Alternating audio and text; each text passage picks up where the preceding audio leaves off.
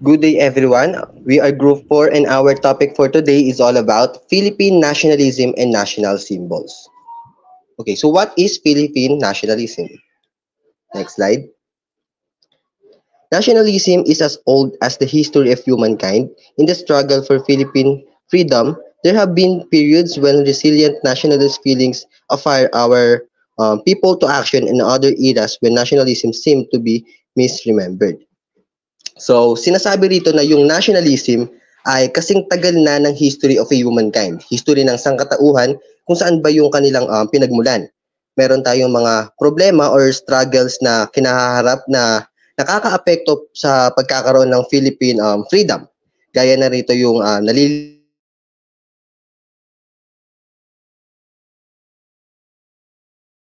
na ginawa ng mga bayani natin para mabigyan tayo ng kalayaan at yung pagrespeto natin sa ating bansa. Dahil sa mga ganitong pangyayari, ay gumagawa ng aksyon yung ating nationalist o yung tinatawag nating resilient nationalist upang mabigyan pansin yung pagpapanatili ng nationalism sa bawat isa. So para muling manumbalik o maging maalab muli yung pagmamahal at respeto natin sa bansa. So next sinasabi rito ay the people led by Rizal went further than the Ilustrados. They established the utmost nationalist dedication when they instinctively regarded the call of the Katipunan and fought an anti-colonial revolution against Spain. They virtually won their sovereignty when the new colonists challenged them. So, kilala naman natin si Rizal, di ba? So, si Rizal, yung nagmulat sa lahat sa pang-aalipin sa atin ng mga dayuhan. Ngunit sa paanong paraan? Through his novels. He awakened Philippine nationalism. So naging vocal si Rizal against sa Spanish government but sa paraan na peaceful and progressive manner. Kasi alam naman natin, 'di ba, na during that time hindi ka pwedeng magsabi ng against sa Spanish government directly dahil alanganin sitwasyon ng Filipinos during that time. So dahil nga sa novels or works ni Rizal, maraming Filipino ang namulat at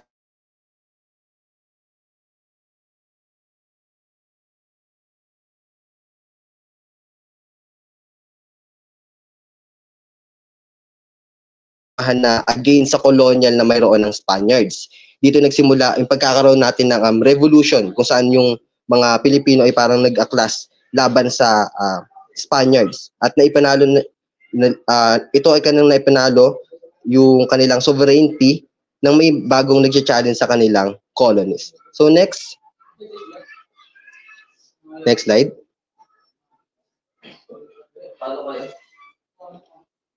Next slide. Yeah. So the arguments concluded that Rizal's state of mind was now fully molded and true, and possibly not by coincidence. It is expressions accords with his parting from his fatherland, Vicente Gela, when he wrote Love of Country. Yan. Sinasabi rito na yung pag-iisip ni Rizal is now fully molded kasi 'di ba namulat siya sa ganong sitwasyon. Kita niya lahat ng pangyayari. So, by writing novels and iba pang mga work niya ay naipapahayag niya yung gusto niyang iparating. Gaya nga niyan, yung isa sa nasulat niyang Love of Country. Ayan, yung mababasa niyo sa baba. So next is, Rizal has faith that Filipinos could only foster their wisdom of nationalism by studying history. May faith pa rin na nakikita natin na si Rizal ay may faith pa rin na ma-spread pa yung kanilang wisdom of nationalism if patuloy pa rin natin inaaral yung history. Kaya nga pansin nyo, di ba? Nananatili pa rin yung pag-aaral natin sa buhay ni Rizal. Kahit sa ang curriculum, sa LM, sa high school, even sa college, di ba? Pinag-aaralan pa rin natin yung buhay ni Rizal. So Rizal believes that history will deliver the factual thought of oneself and drive the homeland to great things. Sinasabi niya rito na yung pangyayari sa history is makatutulong sa magandang resulta para sa ating bayan. Dahil parang ayun yung magiging basehan natin sa kung ano yung ating gagawin. So next slide. Next slide.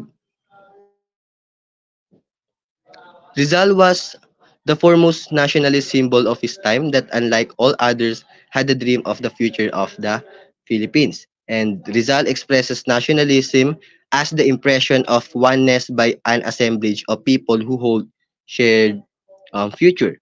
And last, there is a solid proof of identity with the beliefs, the heroes, and the attribute of a country. So it means, malaki pa rin talaga yung tiwala ni Rizal sa future Filipinos na nag-i-exist ngayon, tayo, na makatutulong yung pangyayari noon sa kasalukuyan. Kaya nga, di ba, nagbitaw si Rizal ng salita na ang kabataan ay yung pag-asa ng bayan. So doon pa lang, naipapakita niya na sa atin na meron siyang tiwala na yung mga naiwan nilang legacy is magpapatuloy ngayon dahil ayun nga, tayo nag-i-exist tayo na paniniwalaan natin kung ano yung pinaglalaban nila. So next is, for Filipinos with a nose of nationalism, it is essential to be reminded that without people like Rizal who steered nationalism inside them, they would not have freedom. They wouldn't have an identity. They would still be a divided nation and still be slaves of their own country. So sa madaling salita, nagkaroon ng malaking epekto yung ginawa ni Rizal para sa pagkakaroon ng kalayaan sa ating bansa. Kasi isipin nyo, kung walang Rizal na nag-exist para magpamulat sa mga tao, yan, gaya kala Bonifacio, possible na wala pa rin tayong freedom at maaaring colonize pa rin tayo ng ibang country at maging isang alipin sa sarili nating bansa. Dahil ang mangyayari, magiging bulag-bulagan at takot pa rin tayong ipagtanggol yung karapatan natin. Kaya nga, si Rizal parang naging role model na naging matapang na ilahad niya kung ano yung gusto nating matamasa sa sarili nating bansa. At yun yung freedom, 'di ba? So ginamit niya yung kanyang kakayahan para makalaya tayo sa kamay ng ibang mga bansang sumakop sa atin. So next is next slide. Yan. So what is nationalism? Nationalism is a concept with a comprehensive and a broad meaning. It is an idea where the meaning lies on how people view things according to their personal experiences and beliefs.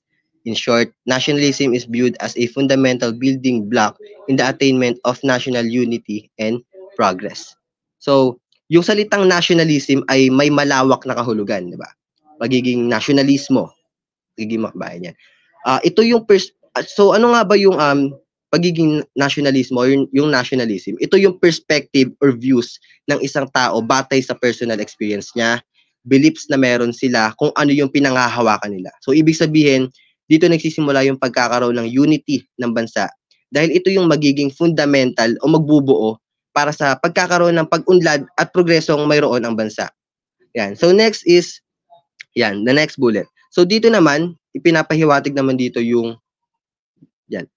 Pinapahiwatig dito yung pagkilala ng nationalism sa Philippine history is mabagal. Bakit kamo? Dahil na rin ito sa ibang mga bagay na naaapektuhan nito o nagiging hadlang sa mabilis na pagkilala rito. Yun nga yung halimbawa is yung topography, yung mga form of a land surface, yung policy na mayroon yung colonial na nagiging hadlang. Parang yung policy, kunyari, policy ng Spaniards, di ba? Nagiging hadlang yon para sa pagkilala natin sa pagiging nationalism. And last is yung language communication kung meron tayong language issues. So, hindi mabilis ang pagkilala sa nationalism dahil mayroon tayong mga factors na dinedevelop para makilala yung pagiging Filipino nationalism. So, now let's proceed to next slide. Yan. So the start of Filipino nationalism, 1760s to 1820s. So the first bullet, the term Filipino started from Spanish Criollos that settled in the Philippines. So in the 333-year rule of the Philippines, the Spanish leaders referred to the natives as Indios. So isipin nyo, no, sinabi dito na yung term na Filipino is nagmula pa yan sa Spanish. So 333 years tayong sinakop ng mga Spaniards. So, ibig sabihin, sobrang tagal tayong naging alip-alipin sa kanila. Na the fact na tinawag pa nga tayong mga, ayan, so, native Filipinos, tinatawag tayong unang-una Indio. Dito sa Indio, alam naman natin to, napag-aralan naman natin to, no? Na ito yung tawag ng mga Spaniards sa may purong dugo ng Pilipino, na kung saan, ang tingin nila dito is walang karapatan sa justice, maging masaya wala silang karapatan maging masaya at marami pang iba na magiging negative yung effect para sa mga Pilipino. And next, meron naman tayong tinatawag naman nila tayong, meron naman silang tinatawag na Spaniards. Dito naman sa Spaniards, ito naman yung full-blooded na Kastila na ipinanganak sa mga kolonya, na ipinanganak sa Pilipinas o Marianas. So, hindi. Ang Spaniards pala ay yung isang Kastila na ipinanganak sa Espanya na naninirahan sa Pilipinas. Ibig sabihin yan sa Spaniards, kunyari, sila yung mga nandun sa pinanganak sa sa Spain, then dito sila nanirahan. Then yung Insulares naman, ito yung full-blooded na Kastila na ipinanganak, pero ipinanganak naman ito sa Pilipinas. So kumbaga itong Insulares, ito yung ito yung pangalawa sa pinakamataas sa hierarchy ng Espanyol at nangunguna naman dito yung Peninsulares. So next is yung the mix of ancestry referred to as mestizo. So yung mestizo naman, ito yung tawag sa isang taong may halong dugo ng dayuhan. Kunyari, Filipino tapos Spaniards. Yan. So yung Indio, full-blooded na Pilipino, kung saan tinatawag silang mga Indio nga, walang karapatan para sa justice. Yung Insulares, sila yung ipinanganak, yung mga full-blooded na Kastila na ipinanganak dito sa Pilipinas. At yung Peninsulares naman, sila yung ipinanganak sa Espanya na naninirahan sa Pilipinas. And yung mestizos, mix ng Spaniards and Filipino blood. So next slide.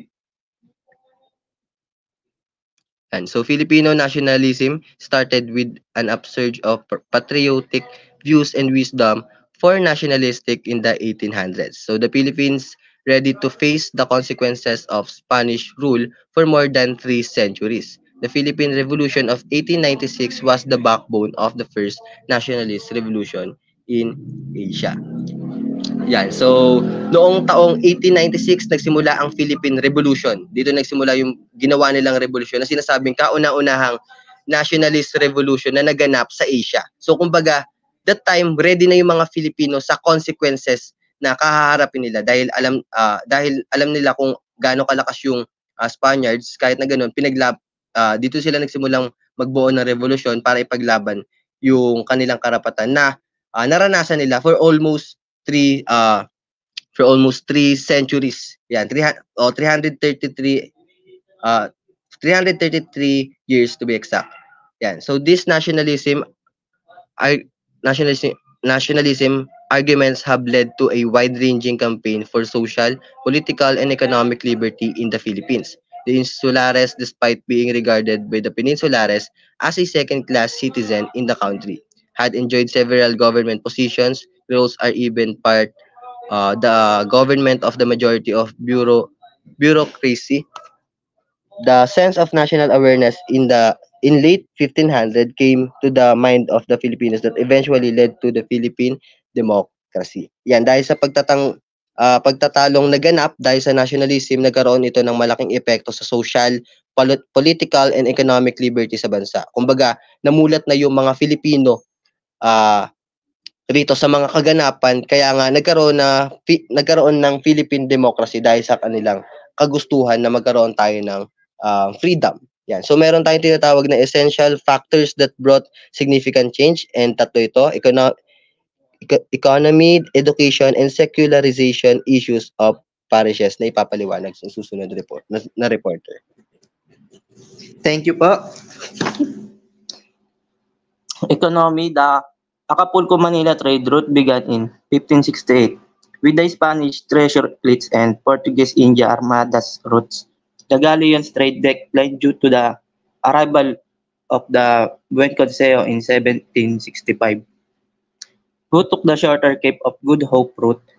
The shorter travel time led to faster trade and the spread of ideas from Europe. Economic insecurity in the 18th century led the Creoles to focus on agricultural production and private haciendas. The Economic Societies of Friends of the Country and Royal Company of the Philippines were established to enhance the financial capacity of the Philippines. The societies offered scholarship, training grants, and facilitated the exploration and utilization of natural resources. However, they faced opposition from the Dutch, English, and Galilean traders. Yan. The Acapulco Manila Trade Route na nagsimula noong 1568 ay nagdulot ng malaking impluensya sa pampinansyal at kultural na aspeto sa pagitan ng Espanya at Pilipinas. Ito ay isang ruta ng kalakalan kung saan ang mga kalakalang galing sa Acapulco, Mexico ay ipinapadala patungong Maynila. At mula roon ay itinutulak patungo sa iba't ibang bahagi ng Asia. Ang pagtatag ng ruta ay nagdala ng mga produkto tulad ng silk, kahoy, at special product mula sa Asia papunta sa Latin America. At mula sa Acapulco, ang mga kalakalang Espanyol ay naglalakbay patungo sa mga kolonyal sa Amerika. Ito ay nagkaroon din ng gawain sa pagpapakalat ng kultura at relihiyon pagitan ng dalawang kontinente. Ngunit sa kabila ng mga positibong aspekto nito, ito ay nagdulot din ng mga problemang pang-ekonomiya at pang-ekolohiya tulad ng over-exploitation ng likas yaman at pagdami ng smuggling. Ganun pa man, ito ay naging bahagi ng malaking network ng kalakalan na nagbukas ng mga bagong daang-daan para sa ugnayan ng mga kultura at ekonomiya sa pagitan ng kanluran at silangang hemisperyo. Please, next slide. Education. Governor General Jose Raon implemented the royal order from Spain that every village or barrio must have a school and dedicated teacher. The implementation of the order expanded the reach of primary education during the Spanish era.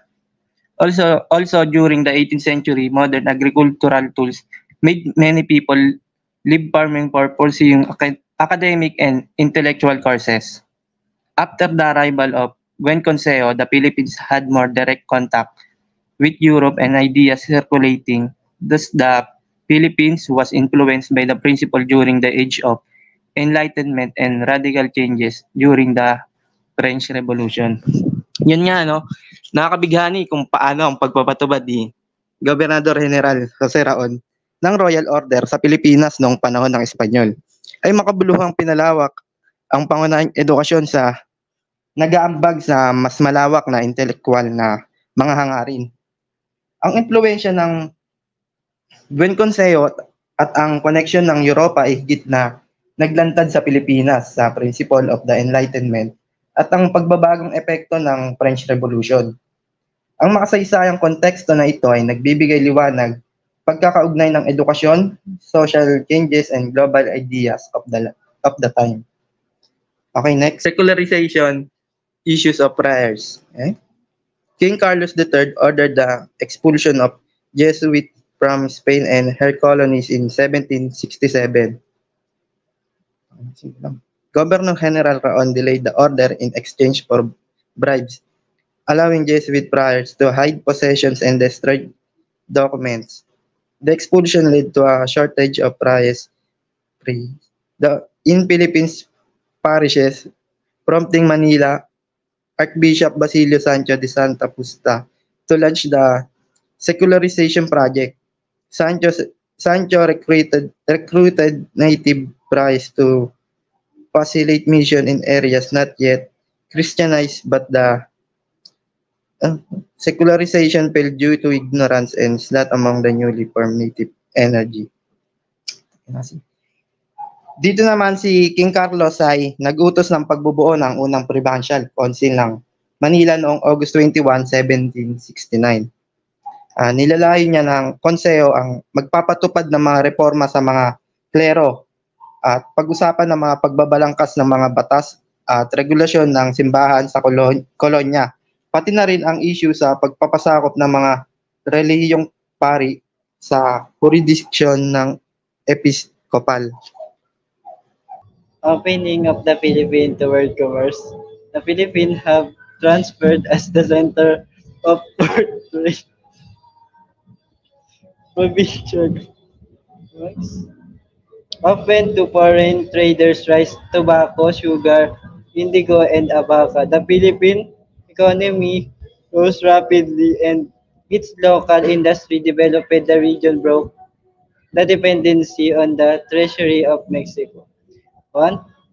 Rise of the middle class, intelligence or ilustrado, eh, comprised of the Spanish and Chinese mestizo.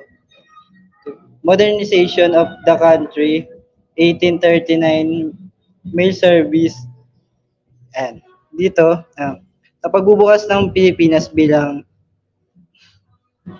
sa world commerce, nagbago ang Pilipinas bilang sentro ng pandaigdigang kalakalan. Diba? Yung mga dayuhan na yung probinsya ay binuksan nila sa mga dayuhang mga ngalakal, yung mga bigas, tabako, asukal, indigo at tabaka. Diba dito, mabilis na tumaas ang ekonomiya ng Pilipinas at umunlad ang mga lokal na industriya nito. Sinira ng rehiyon yung pagka-dependency sa treasury ng Mexico. Tapos ayun, and next. And dito sa the influx of liberal ideas due to primarily to the opening of Philippines to world trade, the possibility of applying Western thoughts as means to solve existing problems in the country, the opening of the Suez Canal, November 17, 1869. The intellectuals of the country gained access to Western political thoughts from the books and newspaper brought by foreign travelers in the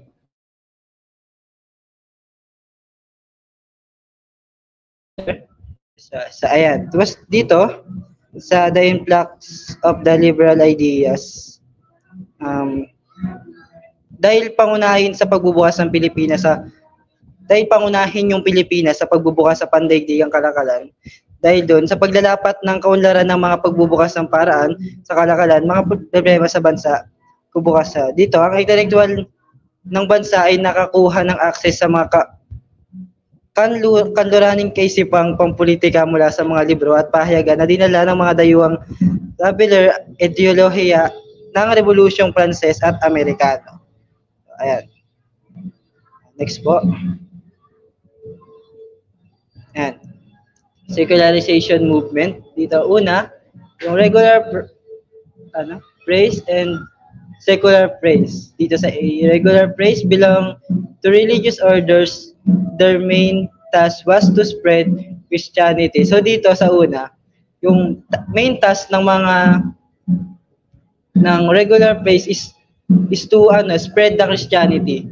Diba? Ayun nga, diba parang kagaya dito nung dumating yung mga spies, diba? I-spread nila yung Christianity. So dito secular praise were trained to run the parishes and were under the supervision of the bishop. Dito, ang mga secular na pari ay sinanay na magpatakbo ng mga parokya at nasa ilalim ng pangasiwa ng mga obispo. O yan, yung mga nakikita nating namumuno ng mga simbahan, 'di ba, sa mga Katoliko. So, ayun, sila yung mga tinatawag nating secular praise, 'di ba? Sila yung namumuna doon sa kanilang kinabibilangang parokya. So, ayan. Their conflict began when the bishop insisted on visiting the parishes that were being run by regular praise. Secular praise must fill in the vacancy left by the regular clergy to increase the number of Christian in converts proved to be too much compared to the number of clerics due to lack of personnel. The various religious orders opened membership to young native Filipino in 1698 by Francisco Baluyot. First Indio Praise. Dito, nagsimula yung sigalot ng ipilit ng mga obispo na bisitahin ang mga parokya na pinamamahalaan ng mga regular na pari. Dapat punan ng mga sekular na pari ang bakanting iniwan ng mga regular sa pagdami ng bilang ng mga Kristiyanong na-convert nila. Dito, napatunayan napakarami kung ikukumpara sa bilang ng mga nila dahil sa kakulangan ng mga tauhan. Diba? Iba't ibang reliyon ay nagbukas ng kaisipan sa utong Pilipino noong 1698. Sige po, next po. Ayan, tapos dito, sa liberal regime of De La Torre, Governors General of the Philippines, a Carlist army officer, he was sent from Spain by Francisco Serrano after the ouster of Queen Isabel II as a result of the lack who practiced liberal and democratic principle for imposing liberal rules. A liberal Spaniard who practices liberal and democratic principles, he abolished flagging, relaxed media censorship, and began limited secularization of education. Tapos dito, yung mga gobernador general ng Pilipinas, isang opisyal ng hukbo ng Carlist, siya ay pinadala mula sa Espanya ni Francisco Serrano pagkatapos ng pagpapakatalsik kay Reyna Isabel II bilang resulta ng Rebolusyong La Gloriosa. Ito, siya ay tinuturing na isang liberal ng mga Espanyol na nagsasagawa ng liberal at democratic na principles para sa pagpapataw ng mga liberal na bansa. So dito, developed a close relationship with the Ilustrados and the peaceful settlement of relationship in Cavite, Quezas de la Torre. Police force headed by Camerino, the leader of revolt, and Alpargatas, the Spanish national footwear for budget. So dito, nagkaroon ng malapit na relasyon yung mga ilustrado ang sa pag para sa ang pagpapayos ng mapayapang pag-ayos ng relasyon nila sa sa Cavite, Quezas de la ayun, yung pulis na pulis na pinamumunuan ni Camerino na pinuno ng himagsikan ng Alpargatas. Ayun po. Cavite Mutiny. So, the 1872 Cavite Mutiny.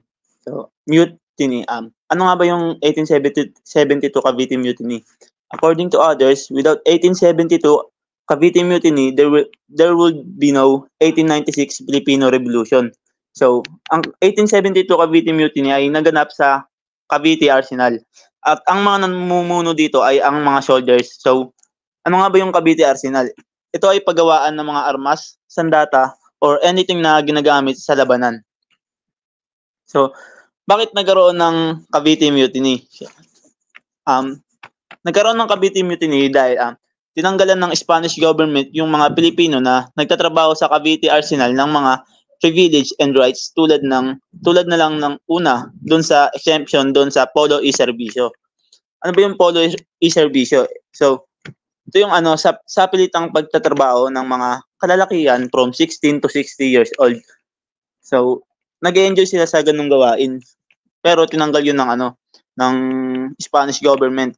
So, pangalawa, tinaasan nila yung buwis o yung tax na binabayaran ng mga Pilipinong nagtatrabaho doon. So, sinasabi rin dito na ng Governor General na yung nangyaring revolusyon sa Cavite ay hindi aksidente, kundi nagpaplano raw talaga ang mga Pilipino na magkaroon ng revolusyon para patumbahin ang government ng Spain. At hindi lang daw ang Cavite ang pwedeng sa Cavite pwedeng mangyari yon. Maging sa ibang bansa ay maaari ding sa ibang probinsya ng Pilipinas ay maaari ding mangyari yung ganun.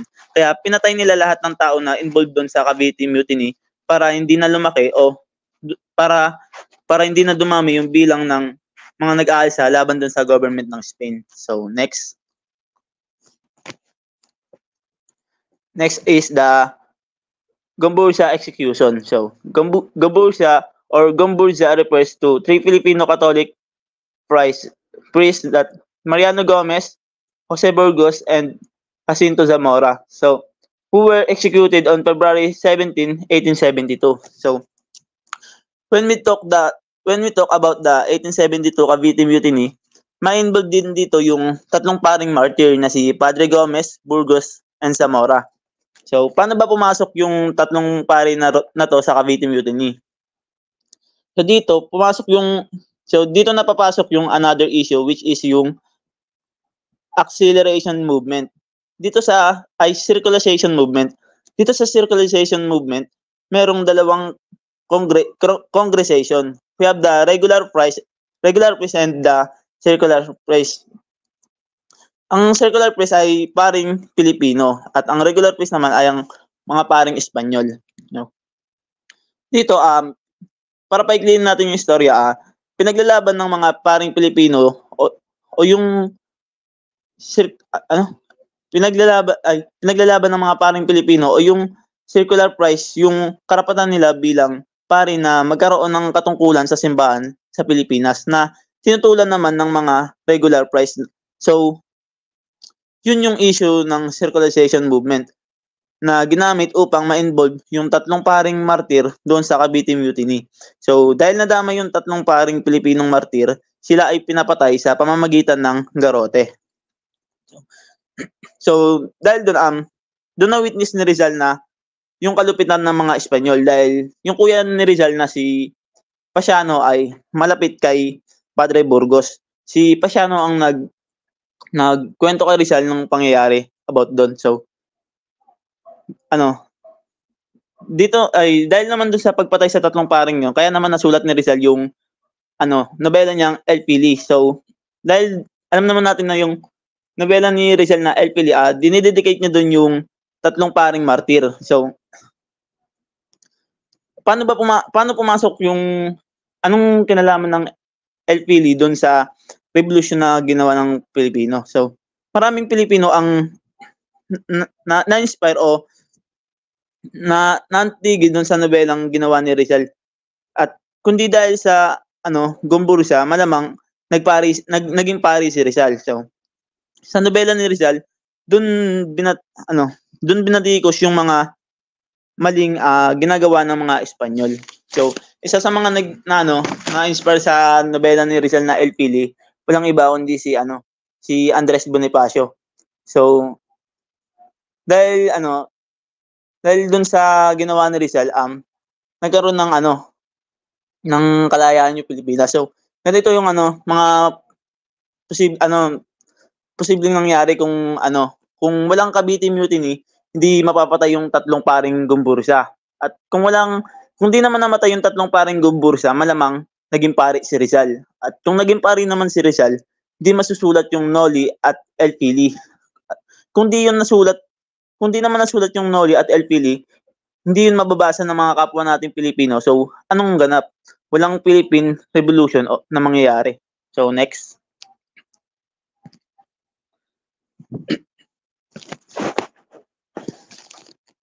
So, dito naman sa Executive Order number 75, 1993 National Heroes Committee Rizal as a National Hero. Executive summary. So, di ko na babasahin yan lahat. Papaliwanag ko na lang. So, sinasabi rito na walang batas o walang pinatupad na batas na kahit sinong Filipino historical bilang isang pambansang bayani. Kahit si Rizal na kinilala bilang pinakadakila sa mga bayaning Pilipino ay hindi ganap na ipinoklama bilang pambansang bayani. Ang posisyong hawak niya lang ngayon dito sa Pilipinas ay ang pagpupugay ng mga tao sa kanya bilang pagkilala sa kanyang ambag o naging kontribusyon sa makabuluhang pagbabagong panlipunan na naganap sa ating bansa. So, bukod kay Rizal, ang tanging bayani na binigyang pagkilala bilang pambansang bayani ay si Andres Bonifacio na sa petsa ng kanyang kapanganakan, which is November 30, na ginawang national holiday. So, sa kabila ng hindi pagkilala sa kanila bilang pambansang bayani ng Pilipinas, nanatili pa rin silang hinangaan at ginagalang sa kanilang mga tungkulin sa kasaysayan ng Pilipinas. And yun lang po. Salamat. Ayan, next naman natin is yung selection and proclamation of national heroes. So, National Heroes Committee on March 28, 1993, President Fidel V. Ramos issued Executive Order number 75 entitled Creating the National Heroes Committee under the Office of the President. The principal duty of the committee is to study, evaluate, and recommend Filipino national personages, heroes in due recognition of their real character and remarkable achievements for the country. So dito, yung tungkulin ng committee is para suriin yung mga pambansang bayani natin. Para susuriin nila yon, pag-aaralan nila yung mga pinag-aralan nila, yung mga background nila para bilang pagkilala na rin sa mga nagawa nila para sa bansa. Next naman is findings and committee recommendations of the national heroes in compliance with Executive Order Number 75 dated March 28, 1993. National Heroes Committee submitted its findings and recommendations. So, dito naman is sinabmit na ng mga committee yung findings and recommendations nila about doon sa mga national heroes na pinag-aralan nila. Ayan, meron naman tayong criteria for national heroes. The Technical November Committee of the National Heroes Committee held a series of meetings on June 3, 1993, August 19, 1993, September 12, 1994, and November 15, 1995, defining, discussing, and deliberating upon the merits of the various definitions and criteria of a hero. So, dito daw is, para maging national hero ka, merong criteria din siya dito. So, pinagmitingan nila to, dinefine nila, nag-discuss sila dito noong, ayan yung mga date dyan. So, yung mga criteria for national heroes, meron tayong tatlo. Ito yung number 1. Heroes are those who have a concept of nation and after that, aspire and struggle for the nation's freedom. Bonifacio began our struggle for freedom and finished by Aguinaldo, the latter formally declaring the revolution's success. In reality, however, a revolution has no end. Revolutions are only the beginning. One cannot aspire to be free only to sink back into bondage. So, pangalawa naman is yung heroes are those who define and contribute to a system or life of freedom and order for a nation. Freedom without order only lead to anarchy. Therefore, heroes are those who make the nation's constitution and laws, such as Mabini and Recto. To the latter, constitutions are only the beginning, for it is the people living under the constitution that indeed constitute a nation. So last is, heroes are those who contribute to the quality of life and destiny of a nation. So, yung next naman, yung additional criteria for heroes. Ito yung adopted by Technical Committee of the National Heroes Committee on November 15, 1995 in Manila. Number 1, a hero is a part of people expression. People expression kasi, yung mga tao, kailangan nilang ma-adapt o internalization yung heroes and life and works nila para ma-adapt nila yun. Number 2, a hero thinks of the future. Siyempre, hindi lang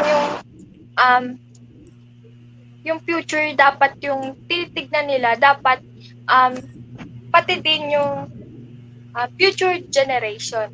Number 3, the choice of hero involved not only the recounting of an episode or event in history, but the entire process that made this particular person. Next po.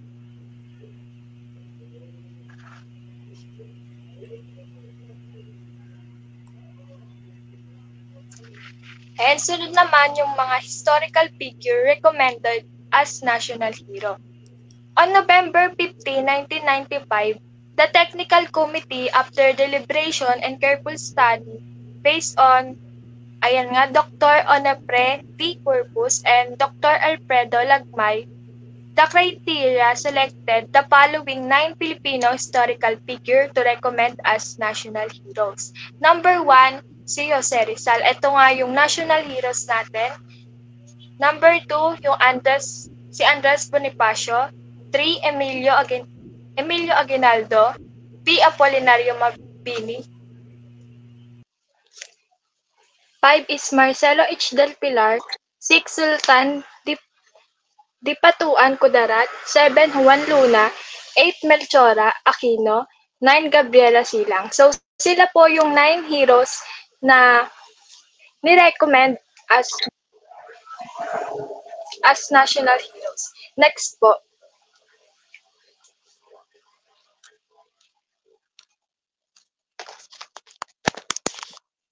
Ayan, ngayon naman yung mga status of the recommendation submitted by the National Heroes Committee.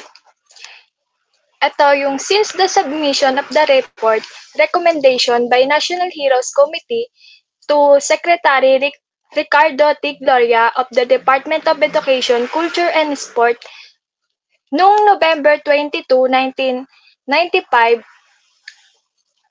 nagkaroon ng hindi nila sinubmit dahil maaring magkaroon ng proclamation. And another possibility is the proclamation has triggered the nation. Tapos number 1 is Decree of December 20, 1898, issued by General Emilio Aguinaldo, declared December 20, 1898, issued by National Mourning in honor of December 30 of every other victim of the Philippine Revolution. So, yung December 20, ito daw yung national mourning para magkaroon ng alaala yung mga naging biktima ng Philippine of Revolution. Number 2, Act Number 137, which organized the Politico-Military District by Morong. Ito yung first official step taken by the top commission to honor our greatest hero and martyr.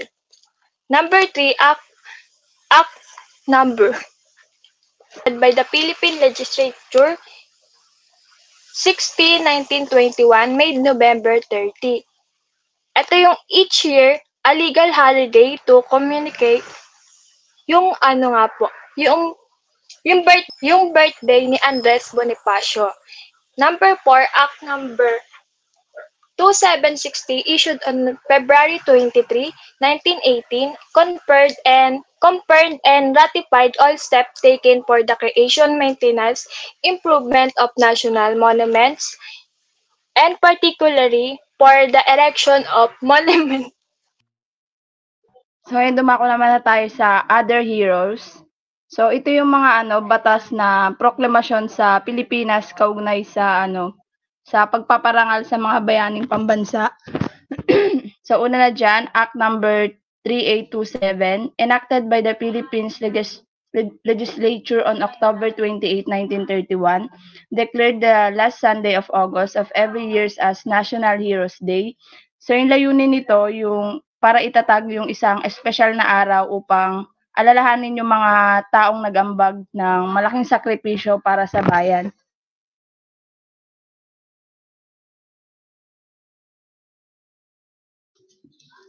Pangalawa, Presidential Proclamation number 510, issued by President Fidel V. Ramos on November 30, 1994, declared the year 1996 as the Year of Filipino Heroes as a tribute to all Filipinos who directly injustice Philippine independence and nationhood.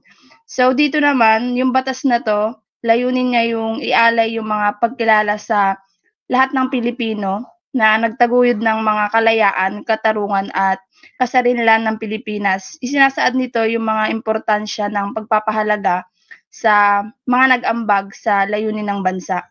Tapos pangatlo, Republic Act Number 9070, April 8, 2001, declaring the 18th of December of every year as an individual working public holiday throughout the country to be known as the Graciano Lopez Jaina Day.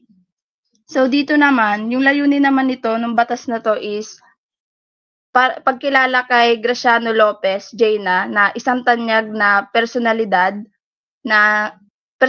sa revolution at pamamahayag, ginawang pampublikong pagdiriwang ang araw na ito sa buong bansa. Next.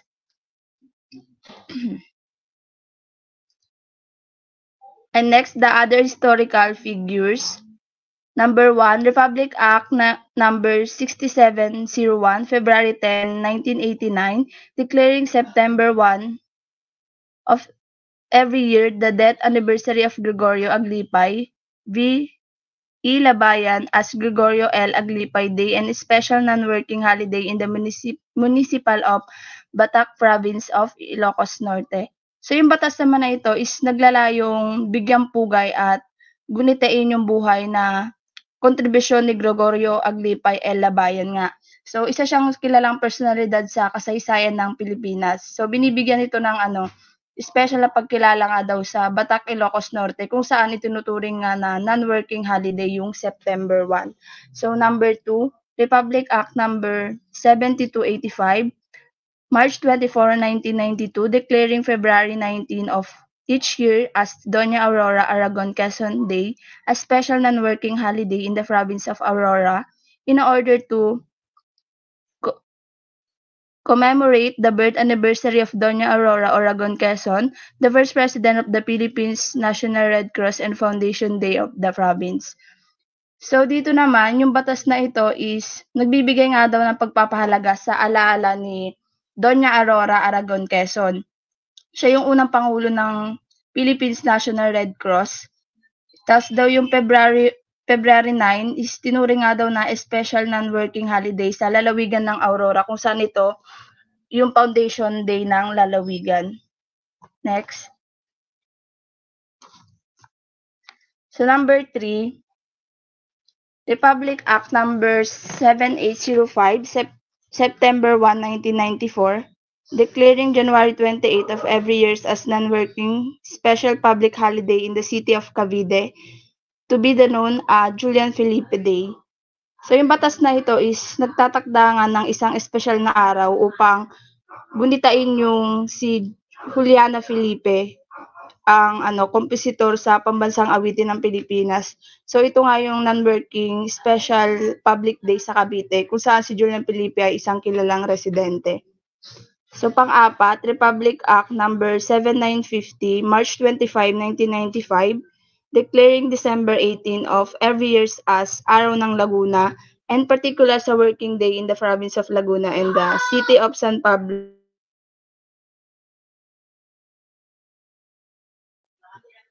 So yung batas na ito is naglalayon siya na magbigay pugay sa lalawigan ng Laguna sa pamamagitan nga daw ng pagtadhana ng Disyembre 18 bilang araw nga daw ng Laguna. Tapos sa araw na ito is may particular nga daw na working day sa lalawigan na Lukson ng San Pablo upang alalahanin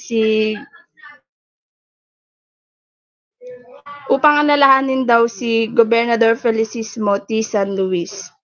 That's number 5, Republic Act number 9067, April 8, 2001, declaring April 15 of every year as President Manuel A. Rojas Day, which shall be observed as unique working public holiday in the province of Capiz and the city of Rojas.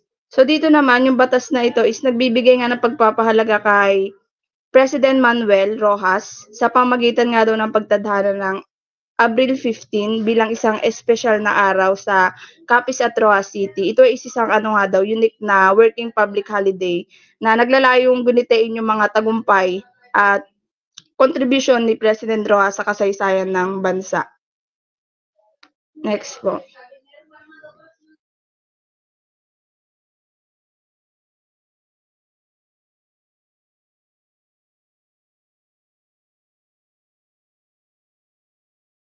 Tapos, ito naman, dito naman yung graphic na to.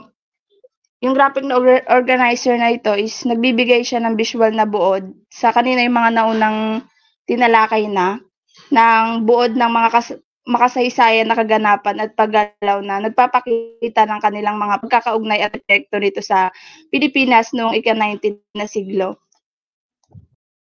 So, na dyan yung nationalist ng Pilipino. So, yung nationalismo ng mga Pilipino is umusbong nga daw to noong 80s buwat sa mga damdaming makabayan matapos yung mahigit na 3 siglong pamumuno ng mga Espanyol.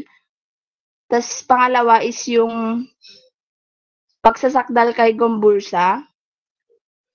So yung Gomburza ay tumutukoy nga siya sa 3 paring Katoliko na isinakdal nga daw noong 1872 dahil sa subversion. So yung kanilang kamatayan ay may malalim na epekto sa mga Filipino noong ika-19 na siglo. At si Jose Rizal yung naglaan ng kanyang nobelang El Filibusterismo bilang pag-alala sa kanilang alaala. Then nandyan din yung Revolution Cavite. Tapos ang Revolution naman ng Cavite is noong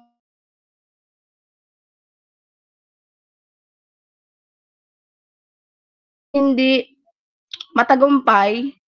Ito yung nagsimula ng nasyonalismo ng mga Filipino na nagresulta siya ng paghigpit sa mga nasyonalista at nagtakda ng landas patungo sa himagsikang Pilipino noong 1896 nga daw. Then next naman yung kilos ng sekularisasyon.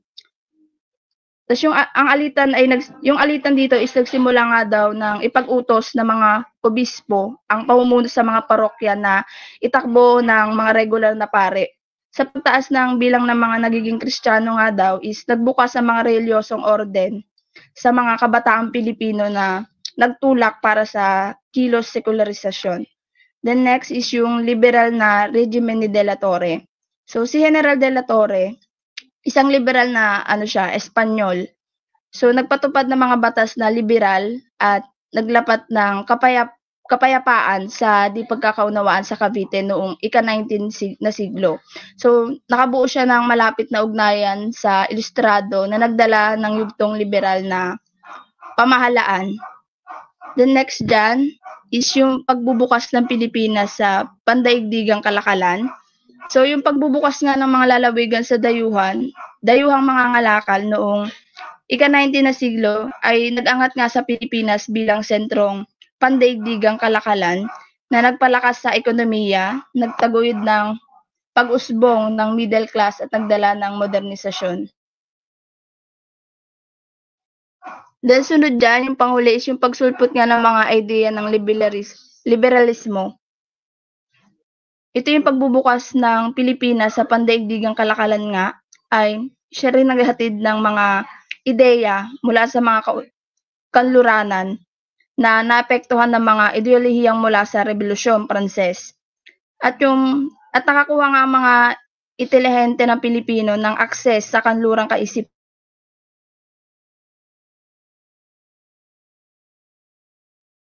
dayuhang biyahero, kabilang ay mga ideya ni na Voltaire, Locke, Mostoke at Jefferson. May tinatawag naman tayong mga Philippines national symbol. The national symbols of the Philippines consist of symbols that represent Philippines traditions and ideas and convey the principles of sovereignty and national solidarity of the Filipino people. Some of these symbols are stated in the flag and heraldic code of the Philippines, which is also known as Republic Act. Yung mga pambansang simbolo ng Pilipinas ay kinikilala siya bilang mga pambansang sagisag na naglalarawan ng kahalagahan ng ating bansa. Next po.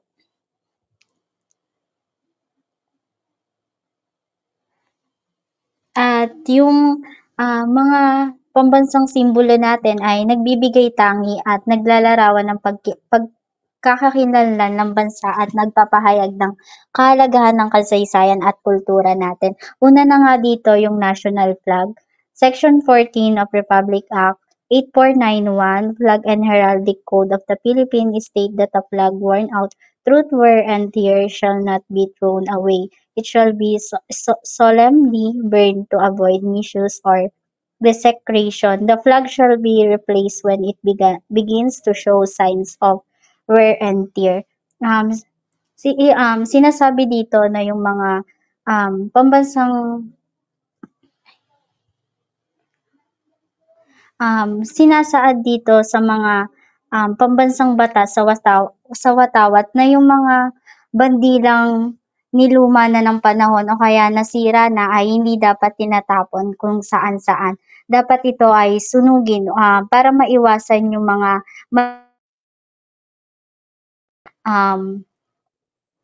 paggawa nito ng basahan, gagawing laruan. Sa paraang pagsunog ay narerespeto natin yung ating bandila. At saka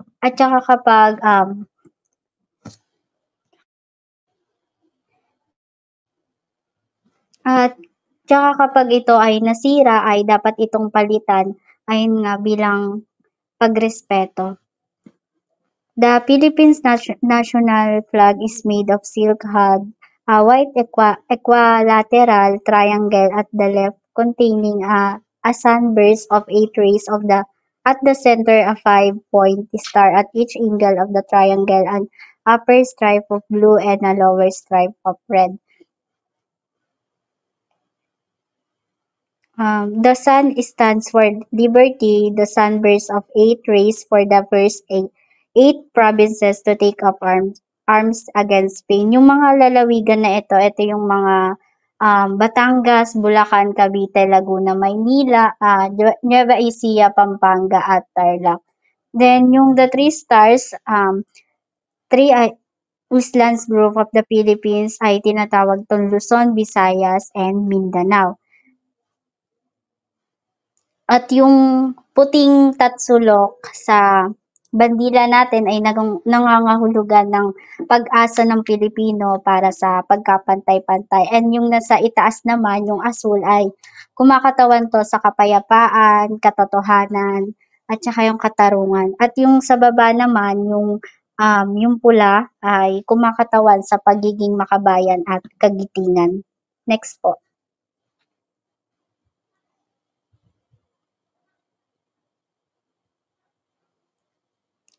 Sumunod naman ay national anthem, Lupang Hinirang. The Philippine national anthem is entitled Lupang Hinirang and composed by Julian Felipe. Lupang Hinirang was first played publicly on June 12, 1898 during the proclamation of Philippine independence.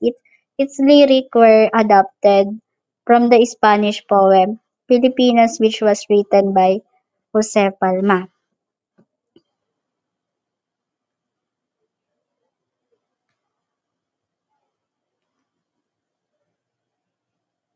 Our national anthem was just music when it was first played by Bandana San Francisco, Malabon on the occasion of the declaration of the Philippine independence on June 12, 1898. Yung sa bandana nga daw sa San Francisco de Malabon and the first performance nito noong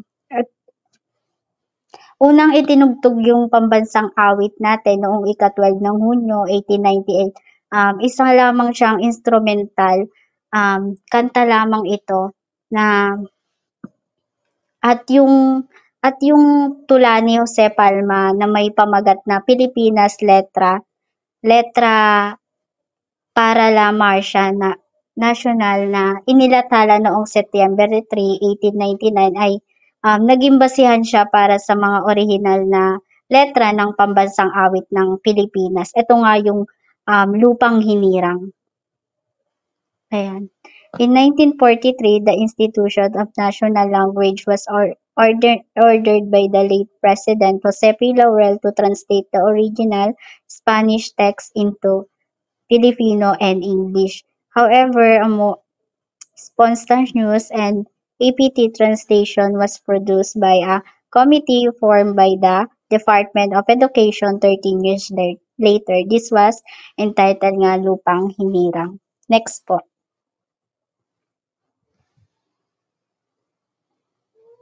Sumunod naman ay national flower, Sampaguita. The Philippine national flower is called Sampaguita, which is generally known as the Arabian jasmine. Its white color symbolizes purity, simplicity, humanity, and strength. Ito nga, ang pambansang bulaklak ng Pilipinas ay tinatawag na Sampaguita na karaniwan nating kilala bilang Arabian jasmine. Ito ay isang uri ng puting bulaklak na kumakatawan nga daw sa kalinisan, simpleng buhay, kababaang loob at lakas.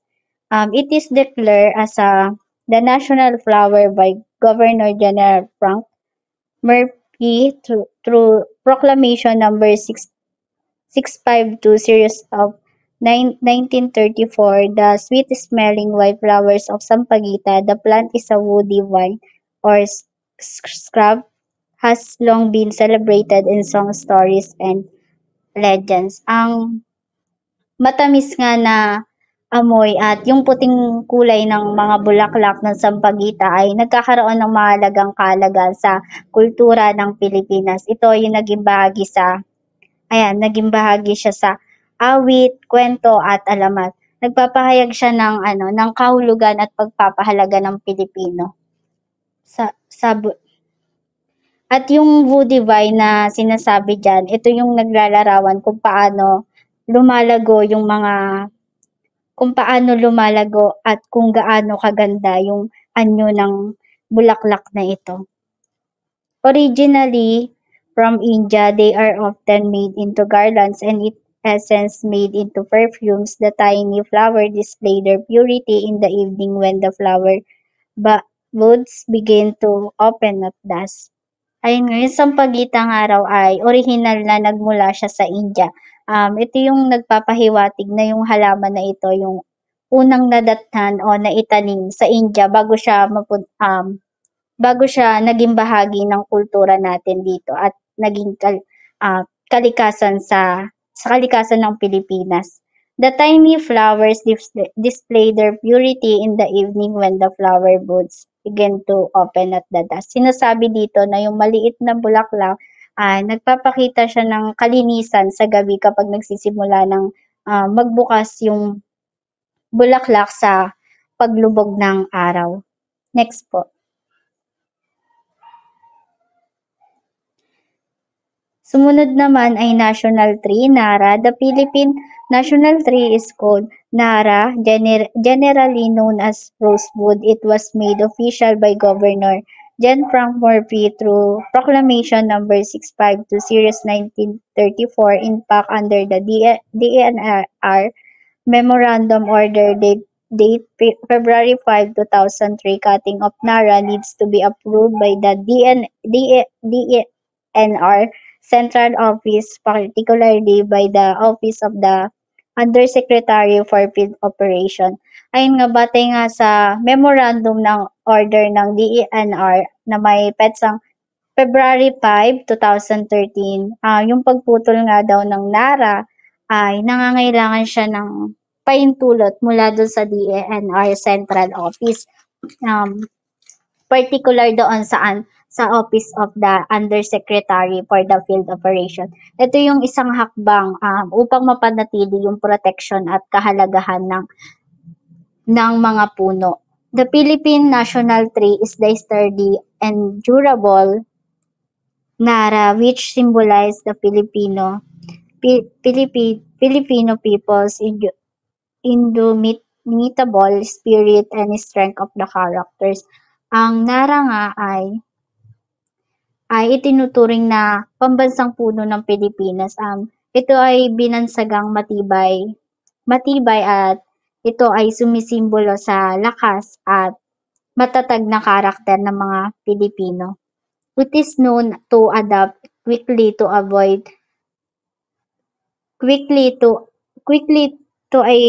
wide range of soil varieties, but grows best in a fine grade, fertile soil set down by overflows coming from riverbeds, floodplains.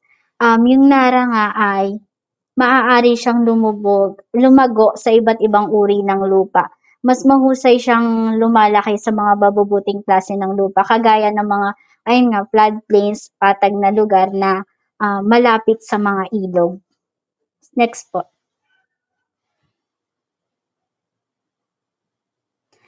Sumunod naman ay national bird, Philippine eagle. The Philippine national bird is called Philippine eagle, scientifically known as Pithecopaga jeffrey. The Philippine eagle was declared as the country's national bird in 1995 by then President Fidel V. Ramos, majestic and massive at about 86 cm to 100 cm. Ang pambansang ibon nga ng Pilipinas ay tinatawag na Philippine eagle or Pithecopaga jeffrey.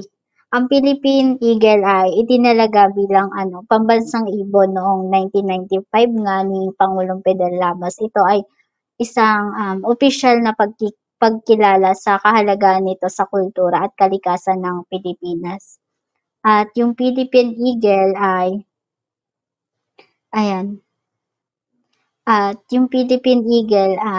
majestic at massive na nangangahulugang Ito nga daw ay puno ng karangalan at may malalaking dimension. Ang sukat nito ay may mga 86 centimeter hanggang 102 centimeter or about 3.346 feet in a size. The Philippine Eagle has symbolized the nation's concerted effort to rebuild and save the remaining rainforests. Although Filipinos are primarily known for their differences in religions, language, and ideologies, they have always manifested the willingness to unite as one of nation if it means working for the good of all. Ang Pilipinas nga ay Ang Philippine Eagle nga ay hindi lamang siya isang hayop, ito ay sumisimbolo siya ng pagkakaisa ng bansa upang buhayin at iligtas yung mga natitirang rainforest o kagubatan. Pinapakita nito yung pangangailangan pangangailangan na pangalagaan yung mga kalikasan at yung pagtutok ng bansa sa environmental conservation. Binanggit diyan yung na magkakaiba man yung Pilipino ng reliyon, wika, ideolohiya. Palagi itong nagpapakita ng kakayahang magkaisa bilang isang bansa. Pinapahayag nito yung mga diwa ng pagiging masunurin at bukas sa pagtutulungan para sa kabutihan ng lahat. Next po.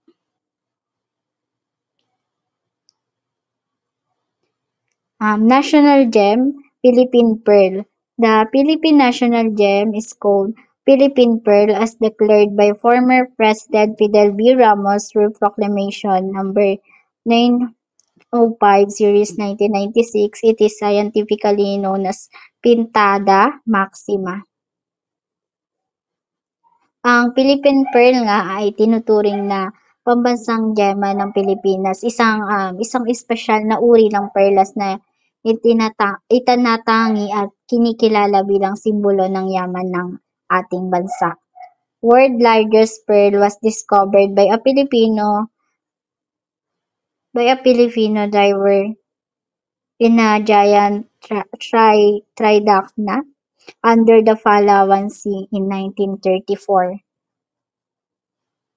Ang world largest pearl o pinakamalaking perlas ay sa buong mundo ay natuklasan ng isang mangingisdang Pilipino. Natagpuan nito sa loob ng isang malaking tridacna, isang uri ng mollusko sa ilalim ng karagatan ng Palawan noong 1934 nga. Next po. Ayan.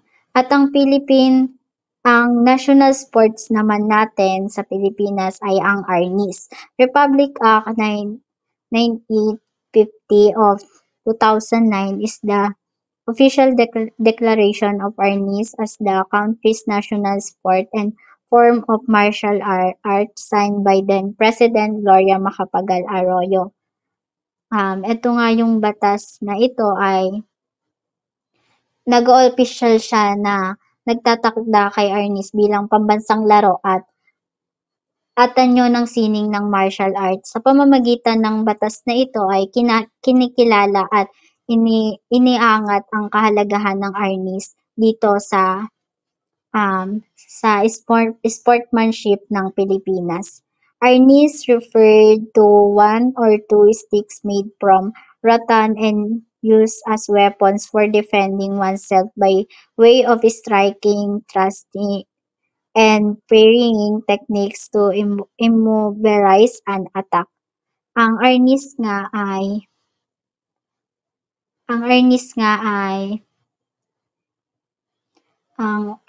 ay ginagamit siya ng isang o dalawang stick na gawa mula sa rattan bilang sandata at saka yung mga stick na ito ay ginagamit para sa depensa ng sarili. Arnis is called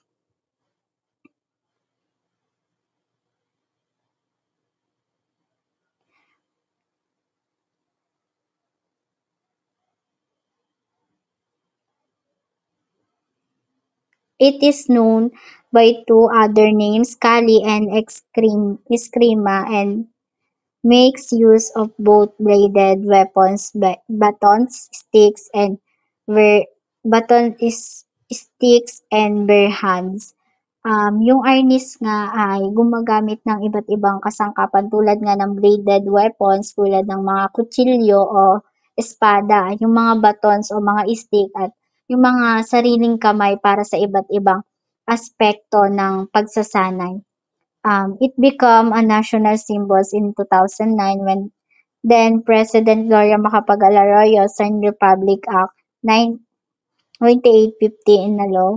Ang arnis nga ay naging isang opisyal na pambansang simbolo noong 2009 dahil sa pagpasa at pagsasabatas ng Republic Act 9850 na inilagdaan nga ni Gloria Macapagal Arroyo.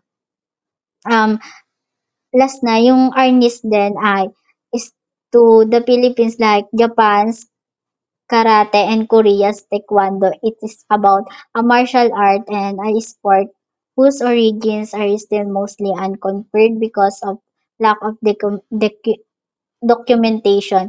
Sinasabi na yung naglalarawan ng kahalagahan yung arnis sa Pilipinas sa pamamagitan ng inihahambing ito sa karate ng Japan,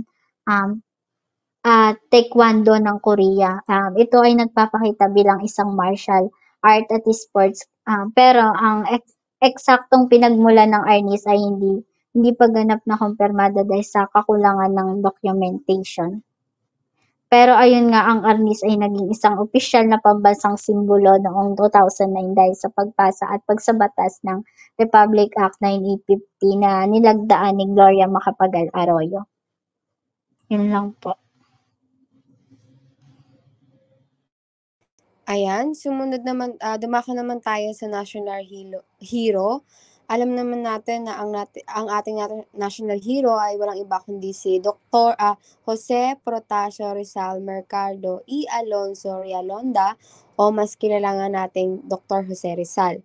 Alam naman natin na matagal na siyang kinikilala sa mga aklat ng kasaysayan bilang ating pambansang bayani.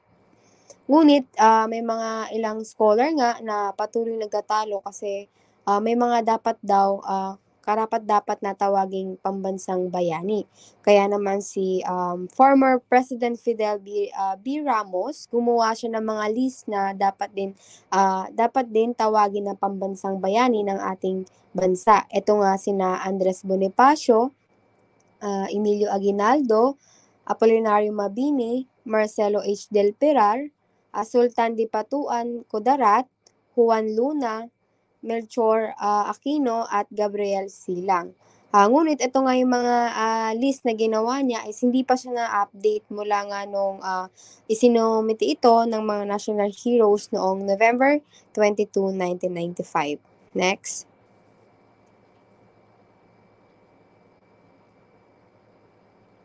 At ito naman yung national leaf anahaw o ito yung pambansang dahon ay ang anahaw. So itong dahon na to, minsan nakikita natin ito sa mga paligid-ligid. Yung itsura nito is parang shape ng parang pamaypay at ito ay tumataas ng 18 to 27 meters. At sinasabi din dito na yung purpose nga ng anahaw is ginagamit siya bilang pamaypay sa mainit na panahon. At yung anahaw nga, isa siya sa simbolo sa Pilipinas na madalas nga gamitin sa mga parangal or medals na which is nagre-represent siya ng mataas na tagumpay, lakas at ang panghuli yung katapatan. At yung anahaw nga ay is pwede rin siyang gawing pamaypay or pwede rin siyang gawing bag. Maraming bagay ang pwedeng gawin sa anahaw. So bakit nga ba siya naging pambansang dahon? Yung anahaw kasi, ito yung practical na gamitin sa pang-araw-araw na buhay ng mga mamamayang Pilipino at ginagamit nga din ito bilang pamaypay, kagaya ng sinabi ko kanina, para magbigay ito ng ginhawa sa mainit na panahon. At yung paggamit nga ng anahaw leaves, ito rin ginagamit din ito sa pagbabalot ng mga pagkain tulad sa Quezon Province, ginagamit nila itong pambalot sa pagkain kagaya ng tikoy. Alam niyo naman yung tikoy, ito yung parang malagkit. And sinasabi din dito na yung anahaw leaves nga, ito yung nagpapakita ng pagpapahalaga sa tradisyon at lokal na kultura. Next.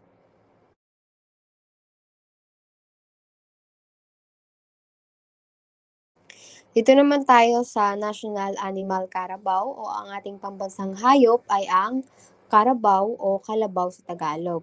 Ito yung itsura niya. May dalawa siyang sungay sa noo at kulay itim ang kanyang kulay. Yung kalabaw kasi, ito yung isang simbolo ng iba't ibang katangian tulad nga ng lakas, kapangyarihan, kahusayan, pagtitiyaga, at higit sa lahat, masigasig sa pagtatrabaho. At yung kalabaw nga, isa rin siyang itinuturing na pinakamahusay na kaibigan ng magsasaka sa Pilipinas. Kasi 'di ba, yung magsasaka ginagamit nila yung kalabaw para mag-araro ng lupa sa bukid, pagpapadala ng mga pananim at iba pang gawain sa bukid. At kaya naman siya naging pambansang hayop dahil nga siya ay nagsisilbing simbolo ng mga mahalagang aspeto ng kultura at pang-ekonomiya ng Pilipinas. At kaya rin nga siya naging pambansang hayop upang bigyang halaga at pagtanaw sa kahalagahan nito sa bansa. Next. Ito naman, yung national fruit is yung mango o mangga sa Tagalog. Ito siyang matamis na prutas at kadalasan nga siyang nakikita sa palengke na binibenta. At itinuturing nga siya na pambansang prutas dahil nga siya ay sikat na prutas dito sa ating bansa. At yung mangga nga ay sinasabi nga dito na fruit of the goods. Ibig sabihin lang ito, nagpapahiwatig lang to na masarap ang lasa nito at kumbaga mataas yung kalidad ng prutas sa mga mata ng tao. At kaya rin nga siya naging pambansang prutas ng bansa dahil nga ang mangga ay isa sa mga pangunahing produkto ng agrikultura ng Pilipinas. Next.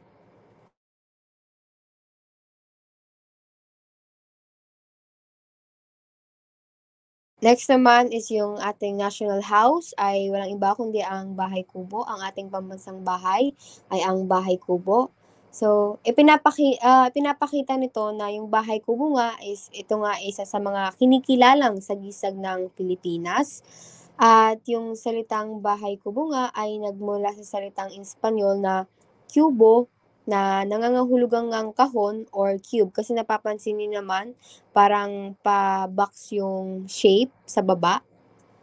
At dahil nga din ito sa tsura niya or anyo na pahalang. At ang salitang bahay kasi is sa Pilipino ay nangangahulugang tahanan. Kasi 'di ba nung unang panahon kasi may mga ilang Pilipino talaga na walang kakayahang bumili ng magarbong bahay. Kaya naman ang ginagawa nila para meron silang tahanan, gumagawa na lamang sila ng bahay kubo gamit nga yung kahoy, kawayan at yung ayan nga parang dahon ng niyog.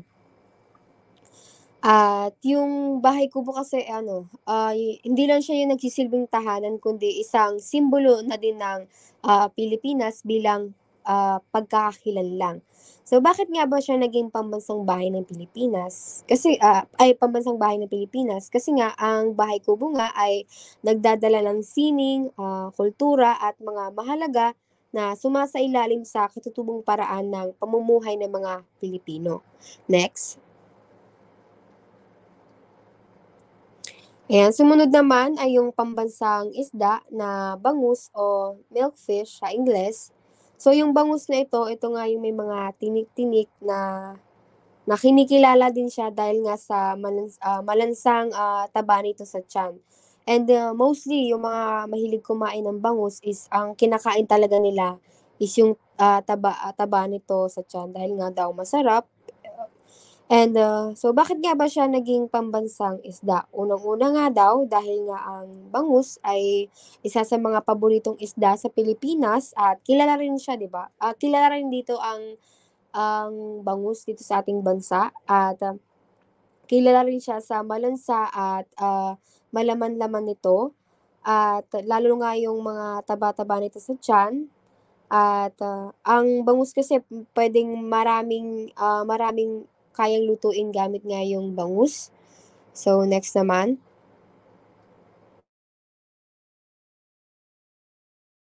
At ang panghuli ay yung ating national dress o ang ating pambansang kasuotan, ang Barong Tagalog at Barong Saya.